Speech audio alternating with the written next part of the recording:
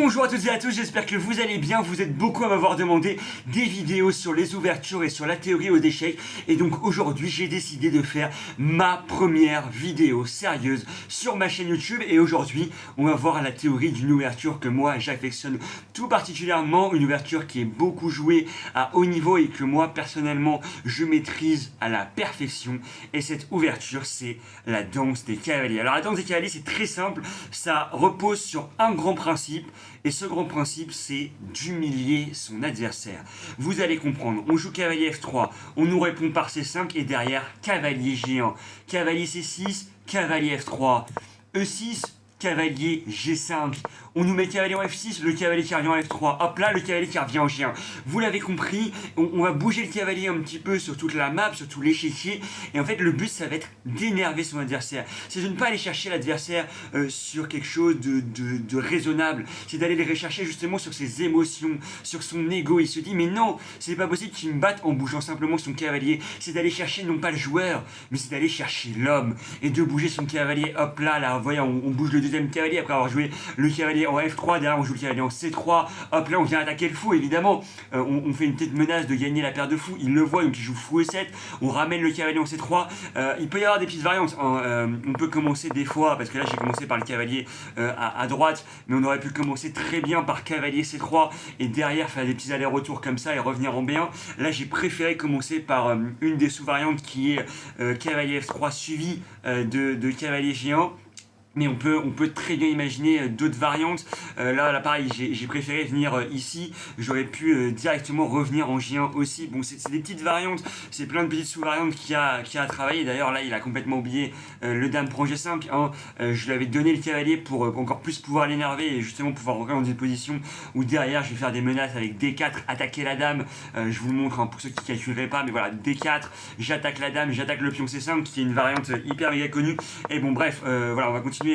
sur la partie parce que oui, j'ai pris des parties modèles de grands maîtres, à savoir mes parties pour pouvoir justement appuyer au maximum mon propos. Donc voilà, on continue en cavalier C3, cavalier B1. On est là sur une dizaine de coups de théorie. On continue en cavalier F3, cavalier B1, G3. Là, on joue fou G2, H4. On essaie justement d'enfermer ce fou plutôt. Pardon, carrément, je bégaye, j'en perds mes mots, mais bon, voilà, le fou qui est attaqué, qui est enfermé, il va jouer E4, qui est le meilleur coup dans la position. On fait cavalier prend, pion prend. On a un pion d'avance déjà au bout du 15e coup avec cette danse du cavalier, fou H3, on va attaquer deux fois la pièce, hein, regardez, je vous le remontre, la pièce qui est attaquée deux fois et par la dame et par le truc, et j'ai juste défendu une seule fois, mais il a le magnifique cavalier D5, et derrière on continue la partie, hop là, on prend, je vous le montre parce que c'est un petit peu trivial, et là c'est le moment où il craque, c'est le moment où il commence à avoir remarque que son adversaire joue simplement son cavalier, il se sent un petit peu attaqué dans son ego, il fait dame prend G5, et il oublie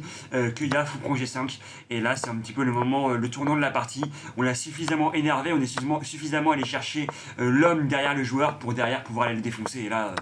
c'est juste une leçon, hein. Fou prend G4, fou prend F6, tour prend G4, derrière on va aller doubler, on ramène la dame ici histoire de mettre une grosse pression sur G7, il ramène sa tour, on prend là et on va clouer la pièce, il joue roi là, on fait dame échec, c'est forcé, tour E8, dame D6 et derrière tour prend G7, tour prend G7 et on va gagner avec une tactique, et derrière voilà, on va aller chercher la promotion, et il me semble qu'il va abandonner avant même de perdre la partie, sinon je serais allé faire une deuxième, une troisième et une quatrième dame, voire même une cinquième dame, parce que c'est ça aussi l'esprit de la danse des cavaliers, c'est que l'humiliation, certes elle commence dès le début de la partie, mais on va aller la pousser à son paroxysme, et vous allez d'ailleurs le voir dans cette deuxième partie d'analyse qui a été également jouée par moi-même, hop là, où là on rentre sur une seconde variante justement de cette danse des cavaliers, avec cavalier F3, cavalier F6, cavalier G1, et là directement on met le cavalier en E5, c'est-à-dire qu'on va centraliser le cavalier, il joue D6 histoire justement de déloger ce cavalier en E5, et là un des coups thématiques de la danse des cavaliers. En fait, c'est la danse des cavaliers variante sacrifice du cavalier, danse des cavaliers variante le cavalier seul, parce qu'on va sacrifier un cavalier et il restera plus que le cavalier en B1. Donc j'ai cavalier prend F7 histoire de déloger son roi. Donc là il fait roi prend F7 et derrière je vais sortir mon deuxième cavalier. Hop là, on le sacrifie des fois en C7, mais là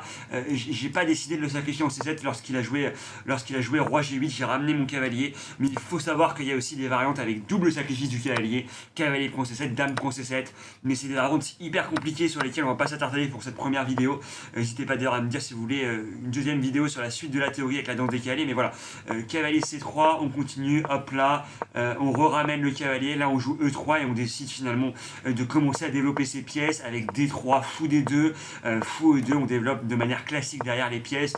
fou F3, cavalier là, il prend évidemment le cavalier, je ramène le fou en E3, fou G5, on propose un échange, fou prend E6, on a tout simplement une pièce de moins, mais une position qui finalement est peut-être pas si simple à jouer avec les noirs, je ramène la dame en C4, je vais clouer cette magnifique tour, derrière on ramène le fou en E3, on ramène la deuxième tour, la dame en C3, et là ça va aller très vite, hop là, on va aller doubler les tours, on va essayer justement de rentrer dans cette 7ème rangée, il joue fou H6, je fais fou prend H6, roi prend H6, là je ramène la tour en D7, je me dis ok, la danse des cavaliers elle a bien commencé, on va essayer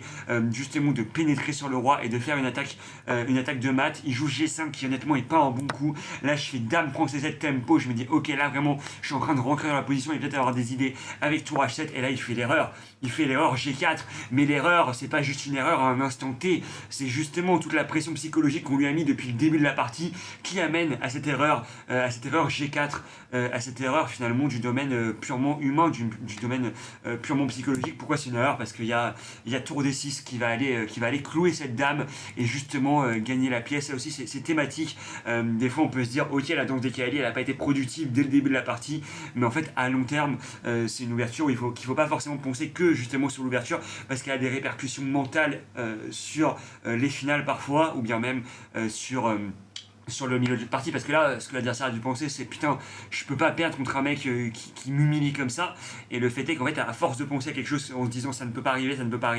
et ben c'est un petit peu la loi de l'attraction et ça finit par arriver, et pas les parts d'attraction, ça n'a absolument aucun rapport. Je bégaye un petit peu là, je sais pas ce qui se passe, mais bon bref, là il y a eu tour prend F6 sur échec, et derrière hop là je vais prendre, je fais G prend, et puis après évidemment c'est trivial hein, comme diraient mes professeurs de prépa, j'ai pas fait prépa hein, je m'invente une vie dame échec, on va pousser le pion, on ramène le roi ici, hop là, la roi F3, un très bon coup qui attaque à la fois la tour et le cavalier, les deux ne peuvent pas être protégés, du coup derrière on fait roi prend, et on va venir faire échec, pousser le pion, et derrière aller chercher justement encore une fois une seconde dame, on lui laisse même le luxe de faire un échec et match, histoire vraiment d'aller au bout justement du massacre, mais il le fera pas,